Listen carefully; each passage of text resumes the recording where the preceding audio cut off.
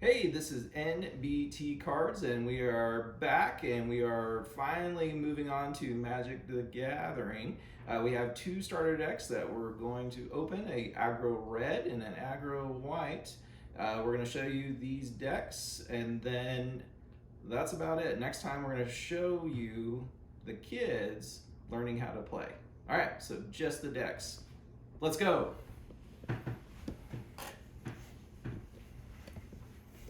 So we're gonna alternate back and forth between the red and the white.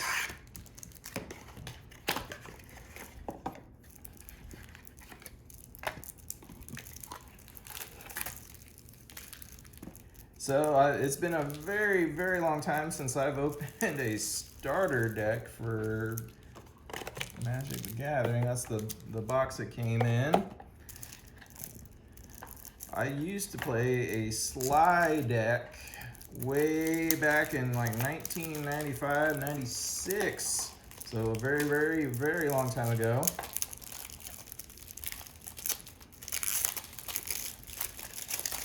Will this be at the same level? I don't know. Maybe.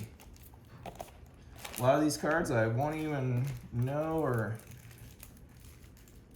So, first one is Shatterskull Smashing. It deals X damage divided as you choose among up to 2 target creatures or planeswalkers. If it's 6 or more, it deals twice. Okay, so that's a fun little sorcery. Got 2 of them. I got Spikefield Hazard. We got 4 of these guys. It deals 1 damage to any target. Okay, nice little, what I would call Death Spark. Ember Cleave. So for each attacking creature, you get, costs 1 less. And equipped creature gets +1/+1 as double strike and trample. Okay, fun little thing there. Hey, now we're getting into the good stuff here. We got some cheap creatures. 1 red for first strike, haste. Whenever it attacks, it gets +1. Equip abilities cost 3 less to activate. Okay. I'm guessing there's going to be a lot of equipment. All right, so here's a 2. That's good.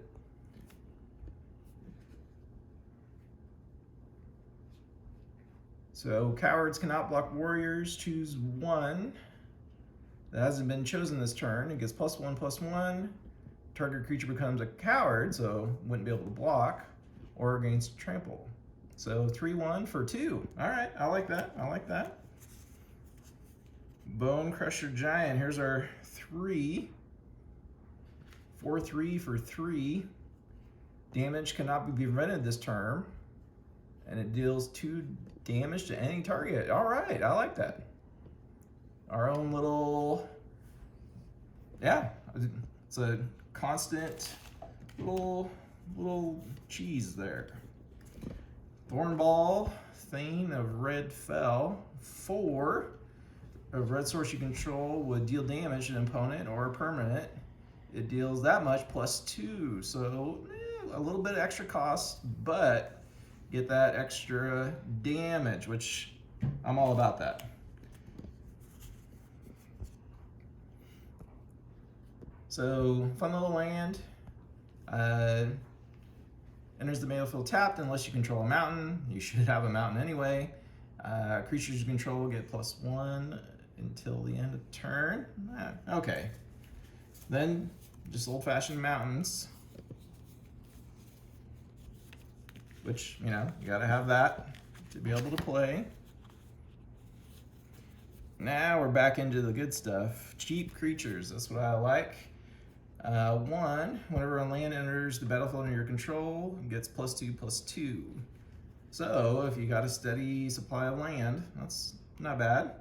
I don't like that it's 0/1, but you know, you got land coming, it's all right. Okay, here's our next two. So it cannot block. It's got its own little ability. 1 red, target creature gets +2/+0 until end of turn.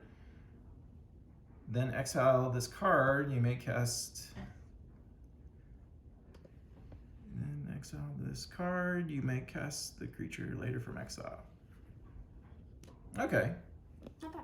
All right, that's okay. I'm used to my 30-year-old deck, so this is taking a little bit of getting used to. Annex hardened in the forge, equal to your devotion to red. So each red and the mana cost permanent you control counts towards your devotion to red. Anavix or another non-token creature control dies, create a 1/1 red creature. This creature cannot block.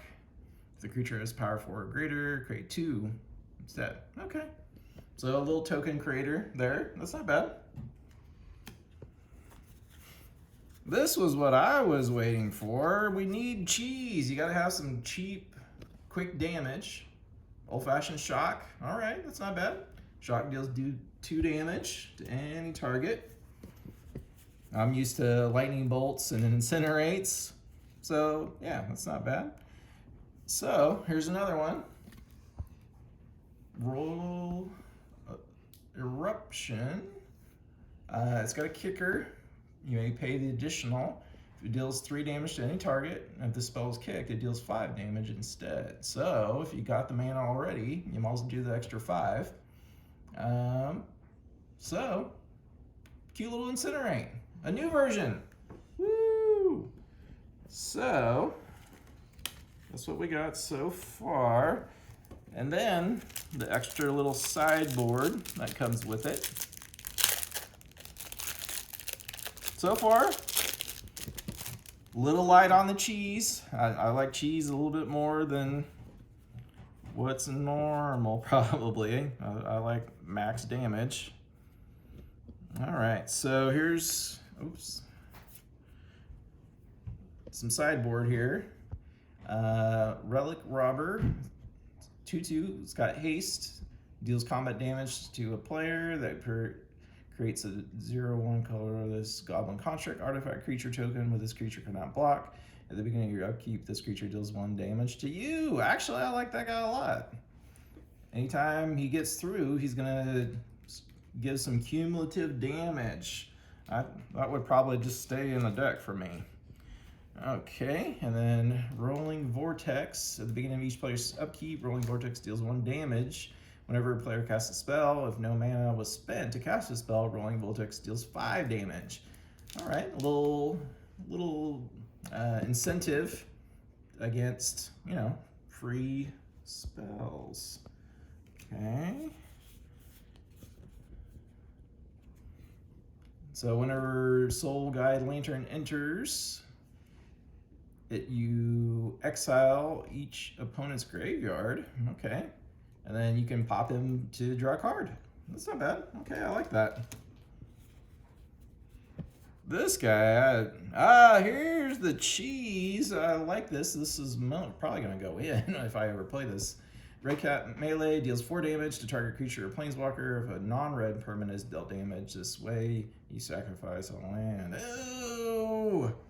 So that's not as good, but you know, if you need to do damage, you gotta do damage in a red deck. So Thundering Rebuke deals 4 damage to target creature or planeswalker, but it's a sorcery. Actually, I like it. I like it a lot. All right. So Soul Seer deals 5 damage to target creature or planeswalker. That permanent loses indestructible until the end of turn. Okay. So if you're dealing with indestructible cats, you can pop them and call them good. Okay, and that is it. So from what I can tell, definitely kind of like my old school slide deck from like 1996. Nice cheese, pretty good cheap creatures. Overall, I'm giving it like a B+. Just because, you know, all right. Now, Anne is gonna show you the white deck. So I have this one. I have those two the exact same. And then I have these are the exact same two again.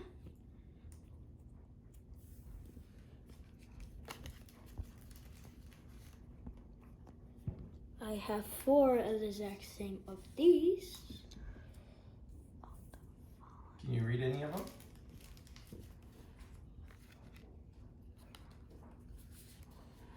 I have 4 of these, and this one does.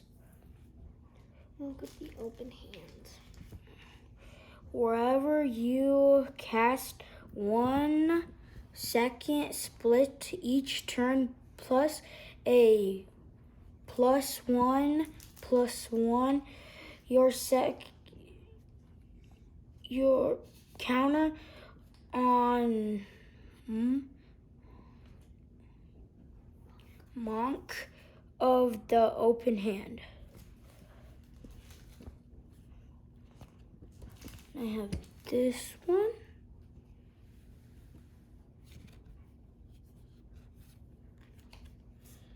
And I have these two at the Zach. 4. And whoever you can, your second spell each turn, create one white straight each turn creature token with flying. And I have 4 of these. This is at the beginning of Catterbat. On your turn, put a +1/+1 counter on target creature you control.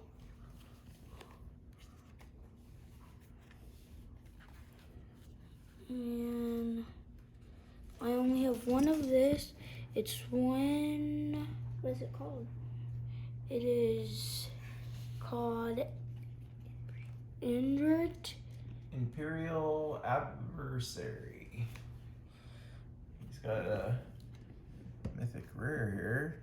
3/1, it's got lifelink, which means you gain life whenever it does damage. If it enters the battlefield, you may pay extra any number of times when you pay. This costs 1 or more times. Put that amount of valor counters on him. Creatures you control get +1/+1 for each valor counter. So this dude could pump up the rest of your people. That's super nice. Very nice card. And I have this. And first strike,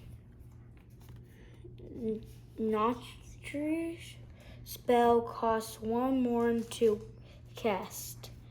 I have 2 of these. And I have 2 of these 2.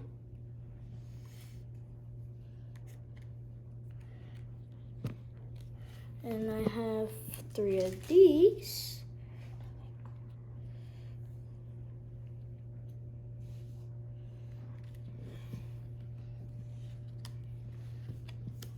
And 3 of these.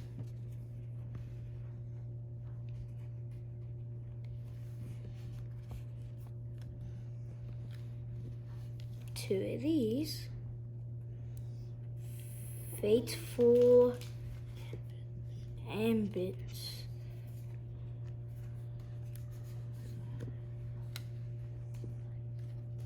And I have 3 of these.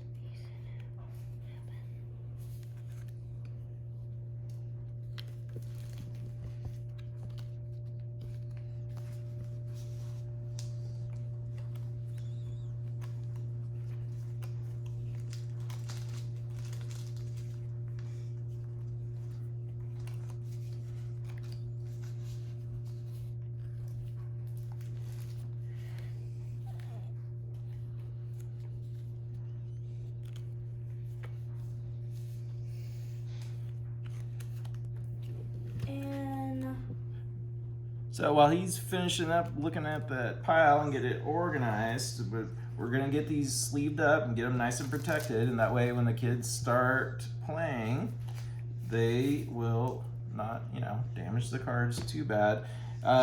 So what I've been looking at, I've been eyeballing this. I really, really like this guy. One of the main problems I ran into with an old slide deck was the issue of just running out of cards, running out of damage. This guy is a permanent, source of cheese. And he's a 4/3 for 3. He's perfect for Sly. If this was 1996, he would go in my Sly deck. So I'm really excited about that. Now that I've had a little time to think about it. All right. I have 19 of these. It's snow-covered plains. And yeah. 19 for sure. Done with this one. Time for the second one. That's called the sideboard. When you play, you're allowed in between games to change out whatever cards you want with your sideboard. So that's a little lesson. That's what the sideboard's for. Usually it's 15 cards. And we're gonna keep learning that.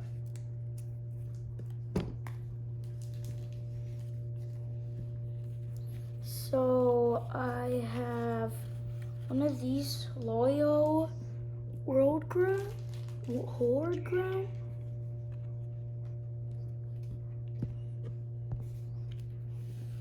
And I have 3 of these. Cother Columbian. I have another one of these, the Loyal War Ground. And 2 of these, the Problem Home.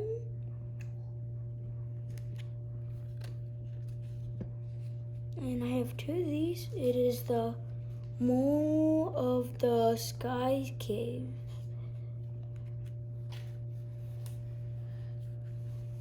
And I have one of these. It's Selfish Charmin.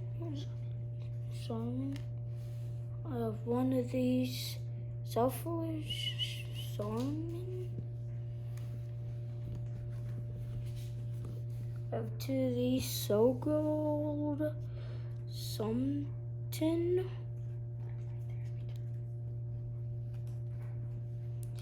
I have an Portalade. Imperial Recovery Unit.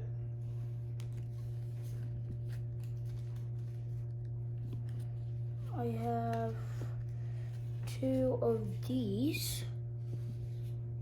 Those are just tokens. And I have 4 Human of warrior. these. Human Warrior. And I have Day. Night. And I have Make a New Friend every Friday night. No. Oh. That's not even one of them. Okay. And I have this Spirit. And then cards that are just And just Empty. cheese. Okay. So, I hope you've enjoyed looking at the starter decks. I think they're probably really evenly matched. That's on purpose. They created something that would be pretty similar between the two. Also, with aggro, the main idea is just, keep going. Try to break through the other's defenses, and I think this is the perfect way that the kids can learn the game of Magic the Gathering. So we're gonna get these sleeved up, and we're gonna try to teach them exactly how to play. It's probably gonna be a little bit rough at the beginning. You guys probably remember the first time you played a game of Magic. Comment below your favorite memories from when you first started. For me, I'm gonna start us off. For me, the memory was playing during study hall. It was the very, very first deck, and it was basically a race to see who would get the Singar Vampire out or the Sierra Angel out. And once that happened, it was pretty much game over. So things have definitely changed since then.